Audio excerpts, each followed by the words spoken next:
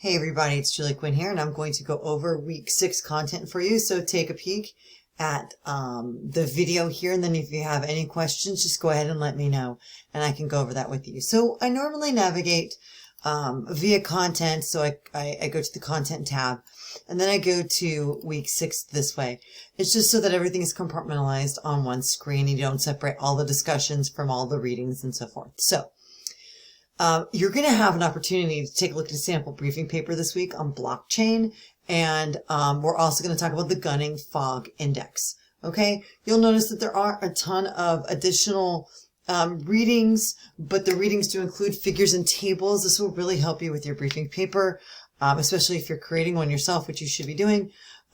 Sample APA citations, just with the 7th edition, there are maybe some minor changes, but I'll be honest with you, even if you're following the 6th edition, that's okay with me. Library and Information Services Unit and references for APA 7th edition. So you've got some information from APA and the read ahead content. The majority of what you're actually going to be doing this week is looking at a sample briefing paper. So you can see if you, but note, the sample briefing papers for writing assignments 1 and 2 were actually listed in the resources. This one happens to be embedded in the discussion. So that's where you're going to find it. So when you click on discussion topic, you'll see the sample paper, right here. So you'll get a chance to see how the executive summary functions in that document, and you will have gotten practice, and I'm going to actually grade the executive summary in your report pretty lightly because you haven't had an opportunity to practice it before. So practice with feedback, moving toward a little bit stronger grading of the executive summary, for example, in the final briefing paper. We're talking about a technical problem here. How does the blockchain briefing paper adapt to multiple audiences, comment on possible solutions, and look at the graphics. Do the graphics help communicate the message? And so this is that document that you'll see here. This is the executive summary.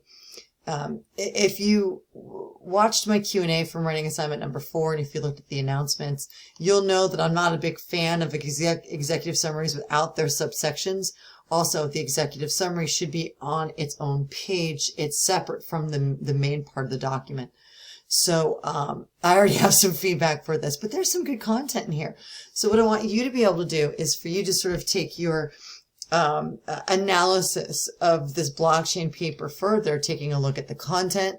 You can see some of the graphics here. That's one piece. That's the second piece. You already know how I will feel about figure 2. If you remember any of my feedback from writing assignments 2 and 3.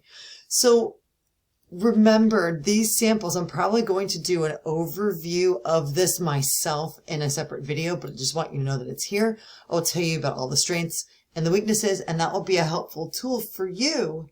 Because what you're going to find additional strengths and weaknesses that I just don't have the time to point out in my little 15-minute recordings here. I try to keep the recordings small enough that they're in bite-sized pieces. So note, discussion topic number 1, you will see a sample paper, and then you will be building your own sort of draft sample that you can get feedback from me on in the upcoming weeks. Okay, so that's one of the discussions that you'll be working on. The other discussion you've got is the gunning fog index.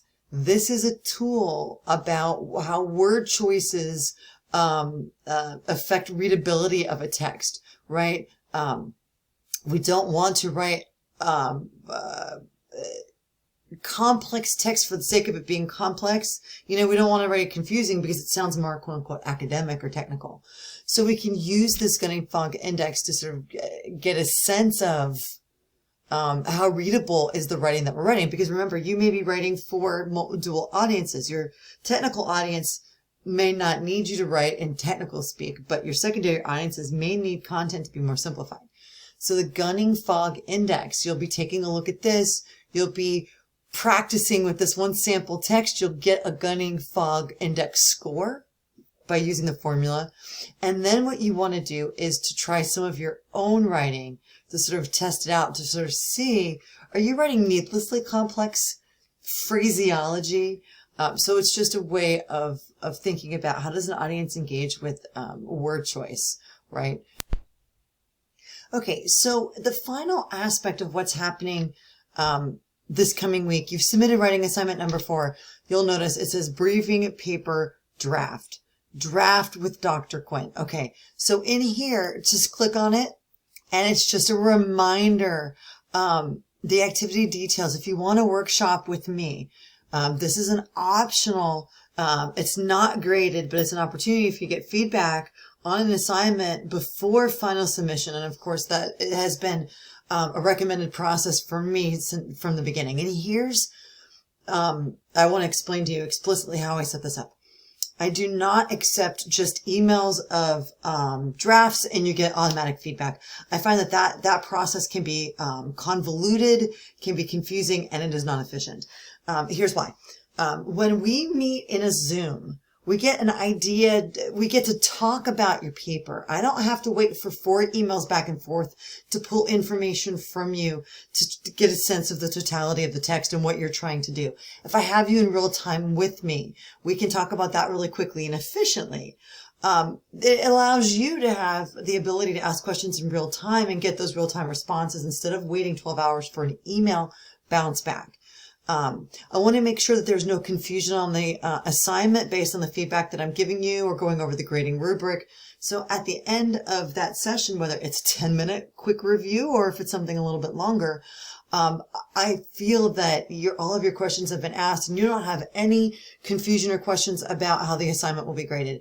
And finally, I can't tell you how many times in the past, before I switched my methodology here, that I would allow students to email me their papers and then I would give them feedback and then they would submit the file with my feedback but with no changes. And so I can never guarantee that all of the time and effort that I put into it, that the students actually considered my feedback. So my opportunity of live draft engagement, it's optional. It's up to you. So you get a chance to email me. Just send me an email and then we'll negotiate a time. It'll be based on my scheduled availability, but I'll do my best to have some morning days one day, to have some afternoon options one day, and to have some evening options another. So everybody has an opportunity. So now you kind of understand why I want to do this live. I feel like I've seen anecdotally that the students who got the live feedback always have the highest scores.